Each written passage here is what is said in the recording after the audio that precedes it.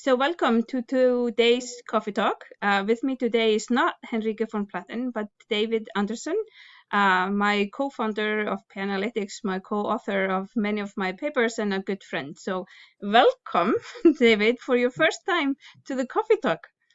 All right, thanks for having me, Margaret. Awesome. So the reason why I invited you today was to actually talk about a talk that you gave at World at Work. So there was a Pay Equity Forum in Austin, Texas in October. So I've been planning to have you on for a while. And there you were really talking about the different motivations behind closing the pay gap. So maybe we can just start with you telling us what the talk was all about. Sounds great. So the talk was about sort of the two different motivations of what you're going to do when you're closing the pay gap and how that influences the decisions you have to make.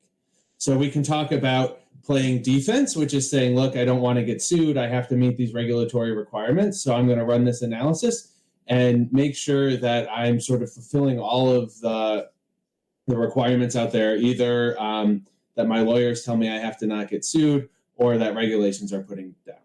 And there, the focus mostly is on statistical significance. We want to measure the pay gap, and we want to be confident that the pay gap is not statistically significant. Whereas on the flip side, we can play offensive or assertive or proactive management of our pay gap, where we can try to go out and assertively claim that we have fair pay. And then we want to be able to say that, look, our pay gap is exactly zero or very, very, very close to zero, and that we really are paying fairly. So these two different mindsets that we have give us slightly different actions that we have to take after we measure the pay gap.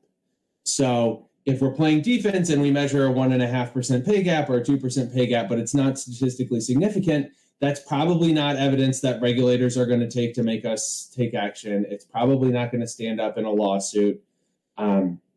So that there, if you're playing defense and you measure a pay gap and it's not statistically significant, that's sort of the end of the game and you're done. Whereas you can look and you can say that's still a 2% pay gap. That is still not fair pay. And if you are trying to assertively close your pay gap and show your employees that you are paying fairly, that you have pay equity, we would say that that still falls short. Even if you're not at legal risk, even if you're not at regulatory risk. If you're trying to go play offense, if you're going to assertively say that your pay gap is closed, you really need to still take action from there. So the sort of core of the talk here was the difference between statistical significance and practical significance, and how that maps onto playing offense, sort of trying to assertively get fair pay certification versus trying to avoid a lawsuit or trying to avoid the government coming in and saying that we're not meeting regulations. Awesome. So maybe I think at the core of a lot of what you're saying is the statistical significance, right? You mentioned that a couple of times. So maybe we can, just to clarify for everybody, what do we mean when we talk about statistical significance in this context? So when we measure the pay gap, we use a statistical regression. So we take into account all of the other bona fide determinants of pay. These are all determined by the specific company, but it's things like job role, education, years of experience, all of the talent, skills, knowledge that are required for your job role. And then after we account for all of those, we have what is the impact of gender. And that is what we call the equal pay gap or the adjusted pay gap. And that says after we account for the job that the employee is doing, the certification, the education that they have, the experience that they have, how much more or less are women paid than men, or how differently are races paid. So this is a statistical estimate that we estimate it using all of the data from the company, all of the employees in the company. And there's some uncertainty around that estimate that we get. So the statistical significance tells us if we get an estimate of 2%, how confident are we that that number is not actually zero? So we're looking in sort of the statistics 101 definition is, what's the probability, given that we truly are unbiased, that there's really no bias in our pay, that we would end up with a measured pay gap of 2% or larger? And if that chance is very small, we would say that's a statistically significant pay gap. It didn't just arise randomly because just sort of due to natural fluctuations. Not every salary is the same from negotiation or sort of unobserved factors that are uncorrelated with demographics. So I think you raise a lot of important points, and I think you were talking about we are measuring this pay gap, right? And then we get some measure, and the statistical significance tells us how confident are we in that this is not just a fluke, that really there is a bias, the equal pay gap is not zero, right? Is that a right paraphrasing for what you said? Absolutely. So then maybe I think it would be of interest to our audience, like when do we see large pay gaps that are not statistically significant? Like when does that happen?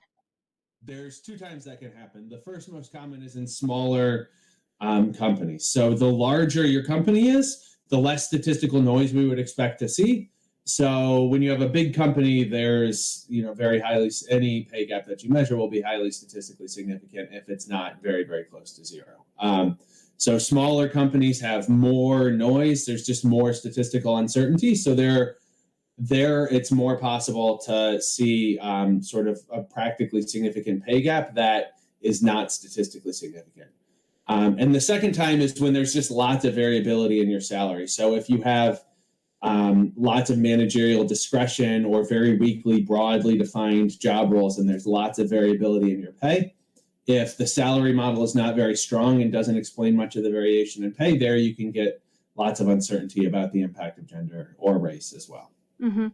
So then is it fair to say that, like at the core of your talk, which was this important of thinking about why are we closing the pay gap? What is the difference behind being kind of motivated by regulatory risk versus being motivated by fair pay? Is it fair statement to say then understanding these issues and our motivations is especially important for medium and small companies or medium or small entities? Because that's where this will really... Small and medium-sized companies where this difference is going to come into play. Where if you're a multinational with 100,000 people and you run a regression on 100,000 people, it's either going to be a pay gap or it's not, and there's not really much, the statistics doesn't really come into play. Whereas if you're a company of 300, 500, 800 people, you might run a regression, or even a couple thousand if you run this regression, and you might measure a 1, 2, 3, 4% pay gap, but it might not be statistically significant. And there it really comes down to, am I just trying not to get sued? Am I just trying to make sure that the government's not going to come after me and tell me that my EEO1 report is all off? Or am I really trying to convince my employees? Am I trying to qualify for the fair pay check? Or am I trying to achieve equal pay certification? Well, then you're not there. And so it's those small and medium companies where there might be this dissonance between the two approaches. Perfect. So I think that brings us exactly at 8 minutes. So I'm going to cut us off here. Thank you so much for coming and chatting with us about our motivations behind closing the pay gap. Awesome. Thanks so much for having me.